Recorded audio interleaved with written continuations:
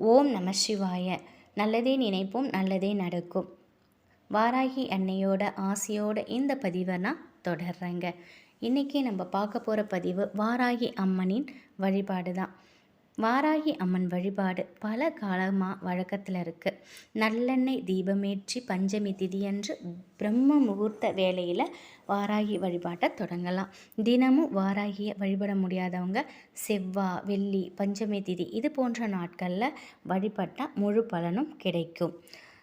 வாழ்க்கையில் அனைத்துமே முடிஞ்சிடுச்சு, கடனாக கொடுத்த பணம் இனி திரும்பவே வராதுங்கிற நிலையில் இருந்தால் கூட அம்மா கிட்ட போய் நீங்கள் வேண்டுனீங்கன்னா நிச்சயமாக அந்த நிலை நமக்கு மாறும். இது அனுபவ உண்மை.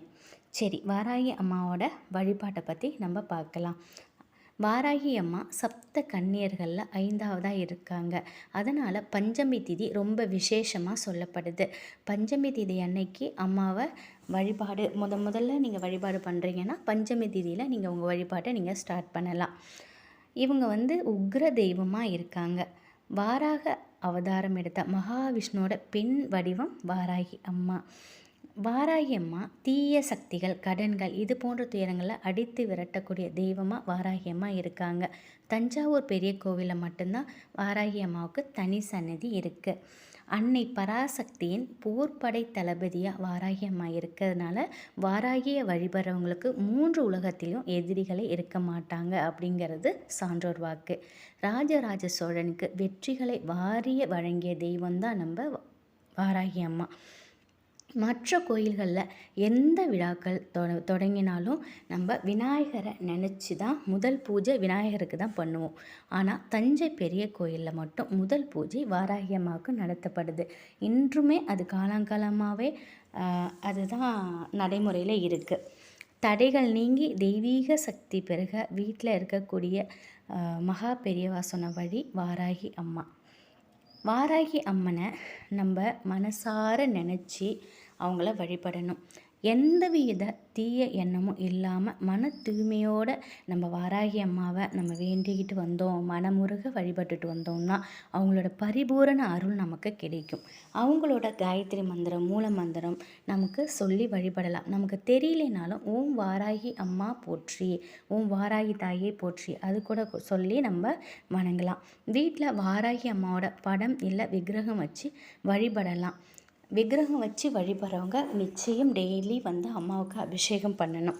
அது மட்டும் இல்லை, வாராகி அம்மாவோட படம் அல்லது விக்கிரகம் வச்சு வழிபடணும்னு நினைக்கிறவங்க வடக்கு நோக்கி அவங்க முகம் இருக்கும்படி வச்சு வழிபடணும். ஏன்னா அவங்களோட உரிய திசை வடக்கு திசை. வாராகி அம்மானை வழிபட்டு வரவங்களுக்கு எந்த ஒரு கஷ்டமும் கண்டிப்பாக வராது. வாராகி அம்மனை வீட்டில் தினமும் ஒரு அகல் விளக்கு ஏற்றி வைத்து கூட அந்த விளக்கில் வாராகி அம்மன் இருப்பதாக நினச்சி வழிபடலாம். வழிபாட்டின் போது வாராகி அம்மனுக்கு பிடித்த நீலம், சிவப்பு, மஞ்சள் நிற ஆடைகளை நம்ம உடுத்திக்கலாம். இது சிறப்பான பலனை கொடுக்கும். நெய்வேத்தியமாக அவங்களுக்கு தயிர் சாதம், மாதுளையை படைக்கலாம். பானகம் செஞ்சு வைக்கலாம். சிவப்பு நிறம் கொண்ட மலர்கள், செம்பருத்தி பூ, அரளிப்பூ இதெல்லாமே வைக்கலாம்.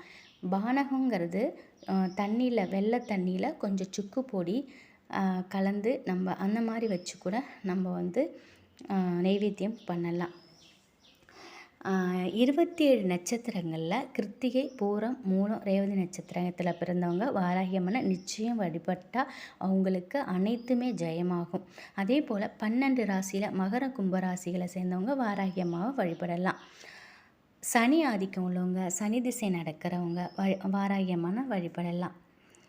ஏழரை சனி, கண்ட சனி இந்த மாதிரி சனி திசையால் ரொம்ப கஷ்டத்தை அனுபவிக்கிறவங்க செவ்வாய், வெள்ளி, சனிக்கிழமையில் வாராகி அம்மனை வழிபடலாம். இந்த நாட்களில் அவங்களுக்கு தீபமேற்றி வழிபட்டால் சனியால் ஏற்படக்கூடிய துன்பங்கள்லேருந்து அவங்க மீள்வாங்க. இது தவிர வாராகி அம்மாவை பஞ்சமி, பௌர்ணமி, அமாவாசை திதி இதிலெல்லாம் வழிபட்டுட்டு வந்தால் சிறப்பான பலன் கிடைக்கும். பஞ்சமி திதி அன்னைக்கு அவங்களோட துதிகளை பாடி மனமுருக அழைத்து வேண்டணும்னா வாராகி அம்மன் வீடு தேடி வருவாங்கங்கிறது நம்பிக்கை. அது மட்டும் இல்லை, இந்த நாட்களில் தான் நம்ம அவங்கள வணங்கணுமானா இல்லைங்க. எல்லா நாளுமே டெய்லியுமே அம்மாவை நினச்சி வணங்கலாம். ஒரே ஒரு விளக்கு, அவங்களுக்காக ஒரு விளக்கு தனியாக எடுத்து வச்சு எப்பொழுதுமே காலை மாலை 2 வேளையும் விளக்கேற்றி தீப தூபியம் காட்டி உங்களால் முடிஞ்ச நெய்வேத்தியம் வச்சு நீங்கள் வழிபட்டுட்டு வரலாம்.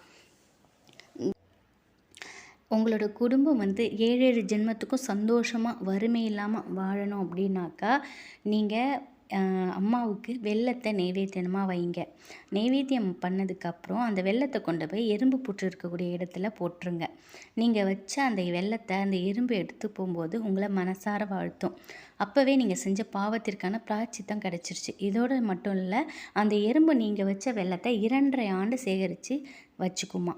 சேகரித்து வைத்த உணவுப் பொருளை ஒவ்வொரு முறை எறும்பு சாப்பிடும்போதும் உங்களுடைய கர்ம வினைகள் குறைக்கப்படும். குறிப்பாக சனி பகவானால் ஏற்படக்கூடிய பிரச்சனைகள், தோஷங்களுக்கு நிவர்த்தி கிடைக்கும். இந்த இதை வந்து ஒரே நாள் மட்டும் இந்த பரிகாரத்தை செஞ்சுட்டு அப்படியே விட்டுறக்கூடாது. வாரத்தில் 1 நாள் இல்லை 2 நாள் நீங்கள் வீட்டில் வாராகி அம்மனை நினச்சி வழிபடும்போது இந்த முறையை நீங்கள் பின்பற்றிட்டு வாங்க. உங்களுடைய வீட்டில் ஏற்படக்கூடிய மாற்றத்தை உங்களால் சீக்கிரத்தில் உணர முடியும். கஷ்டங்களுக்கு படிப்படியாக விமோசனம் கிடைக்கும். நீங்கள் நம்ப முடியாத அளவுக்கு உங்கள் வீட்டில் செல்வ செழிப்பு அதிகரிக்கும். நிம்மதி, சந்தோஷம் எல்லாமே கிடைக்கும். கஷ்டங்கள் நிறைந்த வீட்டில் வாராகி அம்மாவோட காலடி எடுத்து வச்சிட்டாங்கன்னா அன்னையிலேருந்து உங்கள் வீட்டில் இருக்கக்கூடிய கஷ்டம் வெளியேறிடும். நம்பிக்கையோடு அம்மா காலடியை பற்றிக்கோங்க. நிச்சயம் அம்மாவோட அருளாசி உங்களுக்கு எப்பொழுதும் இருக்கும். நீடித்த செல்வமும் நீங்காத புகழோடு எப்பொழுதும் வாழ்க்கையில் சந்தோஷமாக இருப்பீங்க.